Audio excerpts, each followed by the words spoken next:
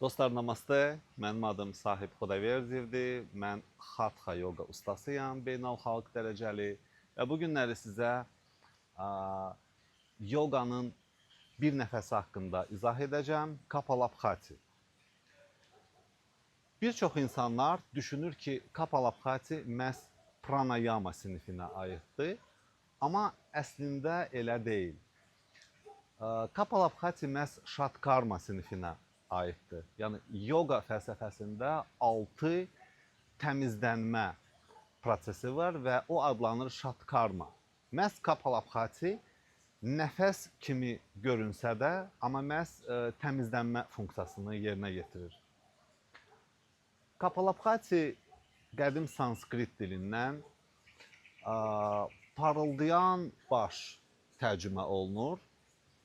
Çünki bizim beynimizdə gün ərzində, il ərzində çoxlu lazım olmayan məlumatlar toplanır, qalır. Və o məlumatların nə qədər çox olması bir o qədər insanın həyatına, həyatının keyfiyyətinə təsir göstərir. Yəni, insan həyəcanlı olur, qorxular, əminsizlik. Düşünün, bir il bundan öncə başımıza gələn bir hadisə günü bugün bizim həyatımıza təsir göstərə bilər. Bizim hansısa verdiyimiz qərarda. Yəni bu bizim beynimizin yüküdür, ağırlığıdır, hansını ki biz Kapalabhati etməklə bundan azad oluruq. Beynimizi tam olaraq təmizləyirik. Zehnimizi təmizləyirik və fiziki bədən. Fiziki bədənin təmizlənməsi çox önəmlidir. Düşünün, bizim nəfəs sistemimiz. O məhz Kapalabhatidə yenilənir, təmizlənir. Çünki hava dərəcəsi sürətlə bədənimizdə oynamağa başlayır və biz özümüzü çox gözəl, rahat, huzurlu hiss etməyə başlayırıq. Mən onu da qeyd edim, bir çox insan, hansılar ki, daxillərində müəyyən xəstəliklər var, onlar sadəcə Kapalabhati etməklə özlərini şəfalandırıblar. Kapalabhati bir də alov, fire, breeze of fire da deyirlər buna, alov nəfəsi. Nəyə görə alov? Çünki sənin bədənində yatan enerjiləri aktivləşdirir. Qətiyyən bunu tox qarına etməyin. Özünüzü rahat, yüngül hiss edəcəksiniz. Bəzi hallarda biraz başınız fırlana bilər. Əgər yeni başlayan yogaya bu nəfəsi edirsə, onun başı fırlanır. Nəyə görə? Çünki oksigen sürətlə qalxır beyinə. Orada təmizlənmə prosesi gedir. Sanki bir iPhone kimi. Orada update gedir. Sənin beynində də update gedir. Yəni, bunu edəndən sonra siz misal üçün bir həftə 10 günə görəcəksiniz ki, sizin verdiyiniz qərarlar bambaşqadır. Sizdə əminlik yaranıb. Dünənləri sizi qorxudan hadisələr artıq bu günləri qorxutmur. Yəni, özünüz bu şeyləri kəşf edəcəksiniz və bu çox maraqlıdır.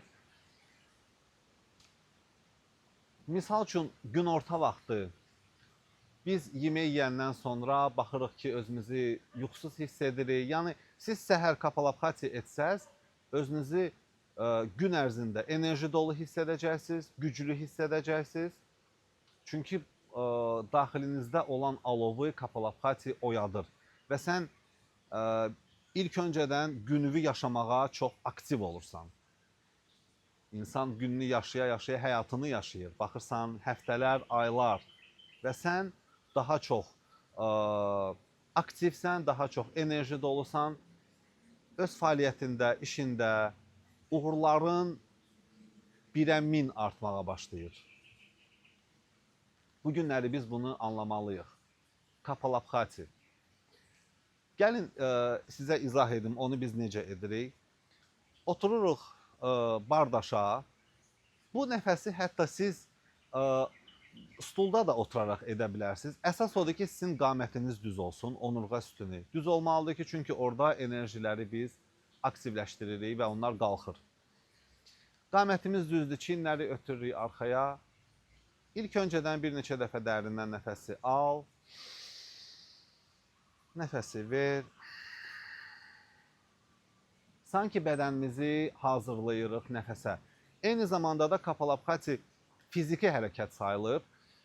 Onu uzun zaman edən insanların qarnında məhz güc yaranır, əzələlər yaranır. Davam edirik. Dərindən nəfəsi al. Nəfəsi ver. Yenidən nəfəsi al. Nəfəsi ver.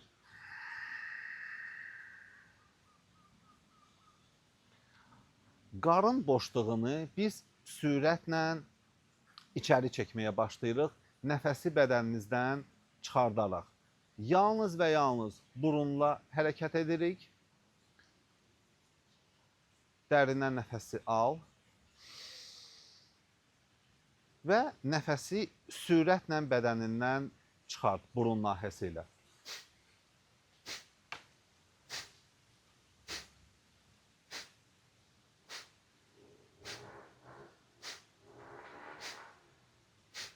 Baxın, mən nəfəsin almağını nəzarət etmirəm. O, təbii yolla nəfəsim alır. Mən yalnız və yalnız nəfəsin verməyini bədənimdən təzyiqlə bədənimdən çıxardıram. Yeni başlayanlar biraz asta olsunlar, yavaş-yavaş etsinlər.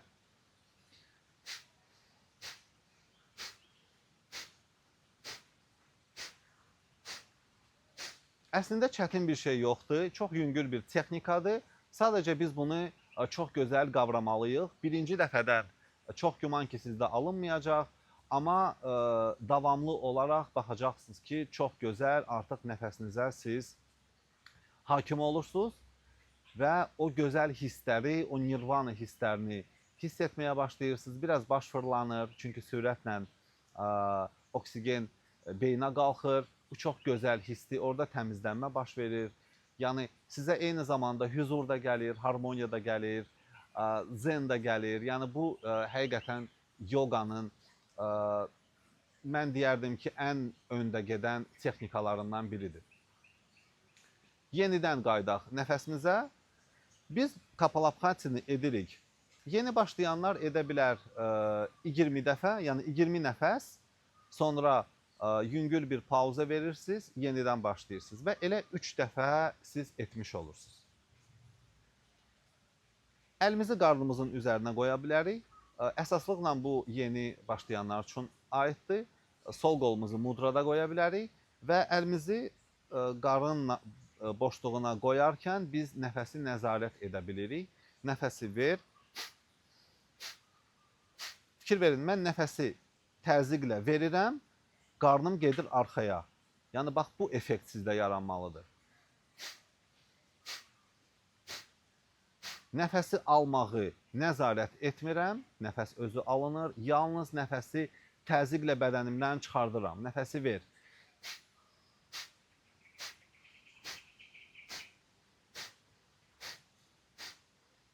Artıq texnikanı öyrənəndən sonra rahat əllərinizi qoyursunuz dizlərinizə və zaman keçdikcə bir az sürətlənirsiniz.